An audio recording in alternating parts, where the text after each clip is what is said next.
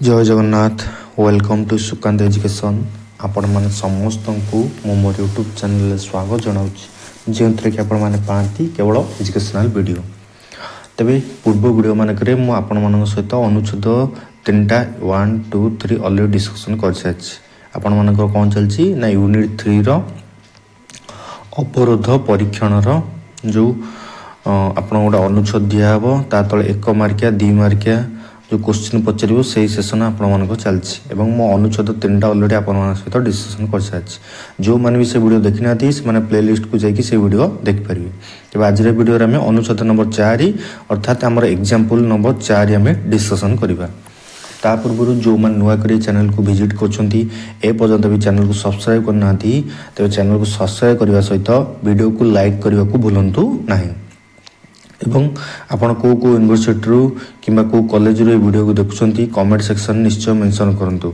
जहाँ फल में आपण मान से अनुसार वीडियो आने को चेष्टा करी एवं डेट नक चलते आम अनुच्छेद नंबर 4टा आम डिस्कसन करवा कौन दी आपंकर ना आम वर्तमान जो लोक कथा आलोचना करने को जाऊे से राजा और सम्राट होते सुधा जड़े महान और प्रशंसनीय लोक थे माने कौन कहे ना आम जो लोक विषय आज डिस्कसन करवा सी कौन ना जड़े राजा और सम्राट होते कौन ना जड़े महान और प्रशंसनीय लोक थे से होती कि ना चंद्रगुप्त मौर्यंकर नीति अशोक से किए होते ना से होती चंद्रगुप्त मौर्यंकर नाती अशोक से कौन ना गोटे राजा सम्राट होते जड़े महान आउ प्रशंसक लोक थे H.G. वेल्स तांको बही आउटलाइन ऑफ हिस्ट्री रे अशोक संबंध रे कौन लिखिछंती ना इतिहास रे महाराजाधिराज सम्राट इत्यादि नाम नाना नाम रे जो हजार हजार राजा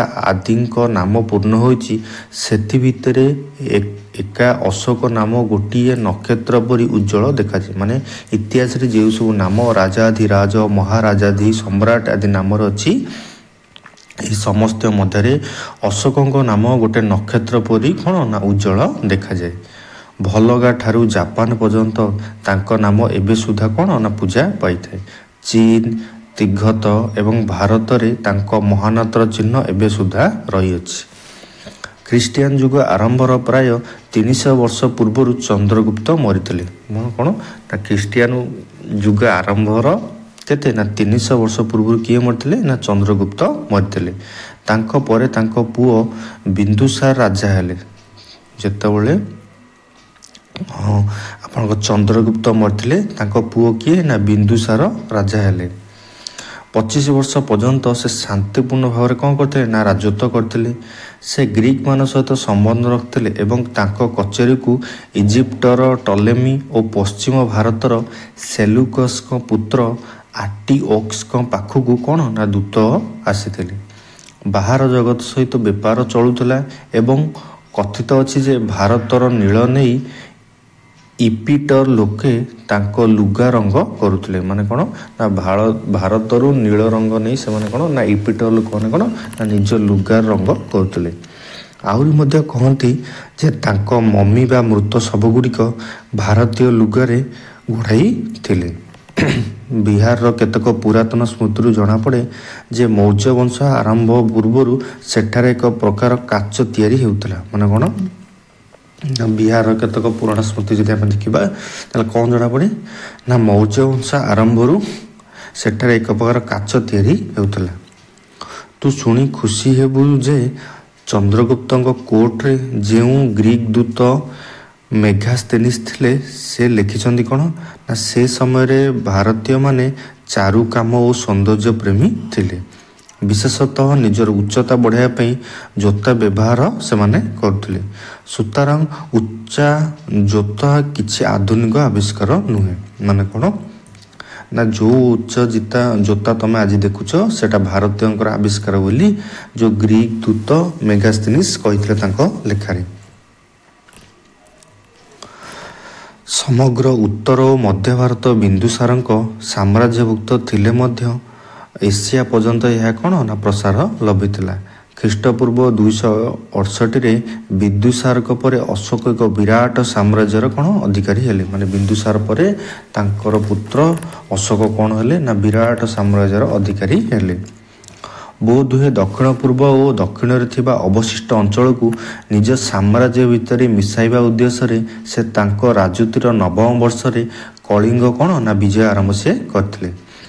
ଭାରତର ପୂର୍ବ ଉପକୂଳରେ ମହାନଦୀ ଗୋଦାବରୀ ଓ କୃଷ୍ଣା ନଦୀ ମଧ୍ୟରେ କଳିଙ୍ଗ ଥିଲା କ'ଣ ନା ରାଜ୍ୟ ଥିଲା।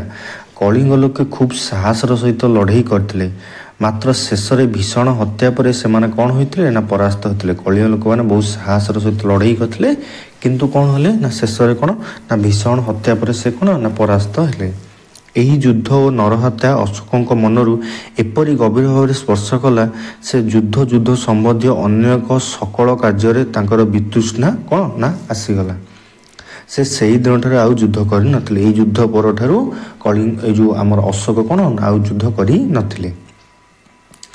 ଦକ୍ଷିଣରେ ଗୋଟିଏ ଛୋଟ ଅଂଶ ଛଡ଼ା ପ୍ରାୟ ସମଗ୍ର ଭାରତ ତାଙ୍କ ଅଧୀନରେ ଥିଲା ଏବଂ ଛୋଟ ଅଂଶଟିକୁ ଜୟ କରିବା ମଧ୍ୟ ତାଙ୍କ ପାଖରେ କ'ଣ ନା ଖୁବ୍ ସହଜ ଥିଲା।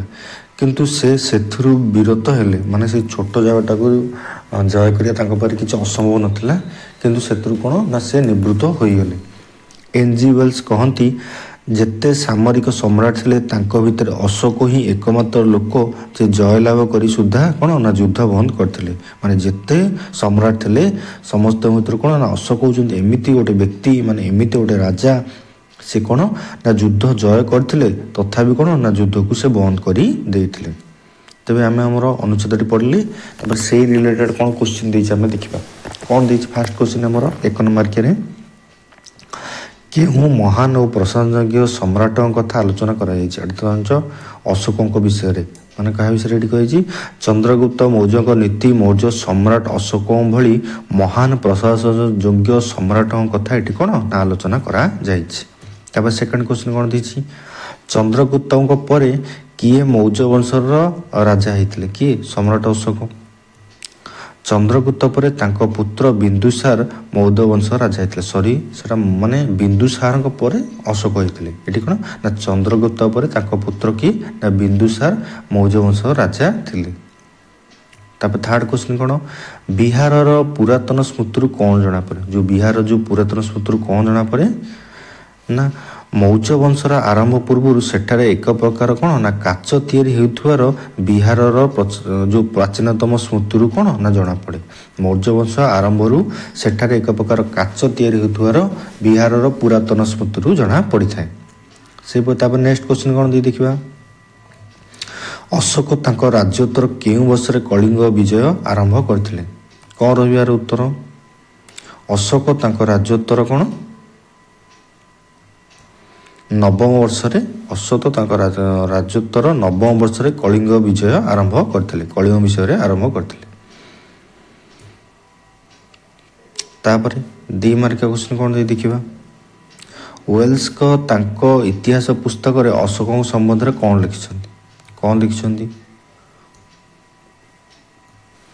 ୱେଲ୍ସ ତାଙ୍କ ଇତିହାସ ପୁସ୍ତକରେ ଲେଖିଛନ୍ତି, ଇତିହାସରେ ଯେତେ ମହାରାଜାଧିରାଜ ସମ୍ରାଟ ନାମ ଉଲ୍ଲେଖ ଅଛି ସେମାନଙ୍କ ମଧ୍ୟରେ ଅଶୋକଙ୍କ ନାମ ଏକ ନକ୍ଷତ୍ର ପରି ଉଜ୍ଜ୍ୱଳ ଦେଖାଯାଏ। ଯେଉଁଟାକି ମୁଁ ପଢ଼ିଥିଲି ଅନୁଚ୍ଛେଦରେ।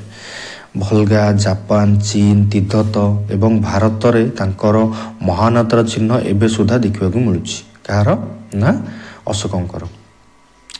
ତାପରେ ନେକ୍ସଟ କୋଶ୍ଚିନ୍ କ'ଣ ଦେଲା, ବିନ୍ଦୁସାରଙ୍କ ରାଜତ୍ୱ କିପରି ଥିଲା। କ'ଣ ରହିବ ଉତ୍ତର, ବିନ୍ଦୁସାର 25 ବର୍ଷ ପର୍ଯ୍ୟନ୍ତ ଶାନ୍ତିପୂର୍ଣ୍ଣ ଶାସନ କରିଥିଲେ। ତାଙ୍କ ଶାସନରେ ସେ କ'ଣ ନା ଗ୍ରୀକ୍ ଓ ଅନ୍ୟ ବିଦେଶୀ ରାଷ୍ଟ୍ର ସହ କ'ଣ ନା ସମ୍ପର୍କ ରଖିଥିଲେ। ବାହାର ଜଗତ ସହିତ ତାଙ୍କ ଶାସନ କାଳରେ ବ୍ୟବସାୟ ବାଣିଜ୍ୟ ଚାଲୁଥିଲା। ତାପରେ ଥାର୍ଡ କୋଶ୍ଚିନ୍ ଏଠି କ'ଣ ଦେଲା, ଅଶୋକଙ୍କ ସାମ୍ରାଜ୍ୟ କେଉଁଠାରୁ କେଉଁ ପର୍ଯ୍ୟନ୍ତ ପରିବ୍ୟାପ୍ତ ଥିଲା। ଥାର୍ଡ କୋଶ୍ଚିନ୍ କ'ଣ ରହିବ ଉତ୍ତର ଦେଖିବା,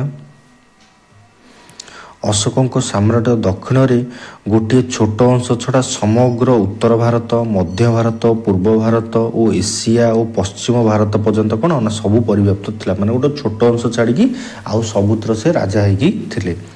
ଦକ୍ଷିଣର ଏକ ଛୋଟ ଅଂଶକୁ ଛାଡ଼ିଦେଲେ ପ୍ରାୟ ସମଗ୍ର ଭାରତ ତାଙ୍କର ଶାସନାଧୀନ ଥିଲା। ତେବେ आमे 4 नंबर अनुच्छेदटी आपने सहित पढ़िले ता सहित तार 1 मार्किया केमती 2 मार्किया क्वेश्चन आंसर मध्य एई वीडियो आमे डिस्कशन कले। मैं आशा करछि आपण मानक वीडियो निश्चय भल लगिथिबो। तो वीडियो भल लगी वीडियो को निश्चय लाइक करंतु, निजर सांग मान सहित शेयर करने सहित चैनल को सब्सक्राइब करने को भूलु ना एवं पाखे थे बेल आइकन को प्रेस करी से ऑल नोटिफिकेशन ऑन करंतु जेपरी मु जो नुआ नुआ वीडियो अपलोड करबी तो नोटिफिकेशन सर्वप्रथमे आपण माने पाइजिबे। तेबे मु रहुछि आपण मान सहित पुणी देखा नेक्स्ट वीडियो रे से पर्यंत विदाय दियंतु। धन्यवाद।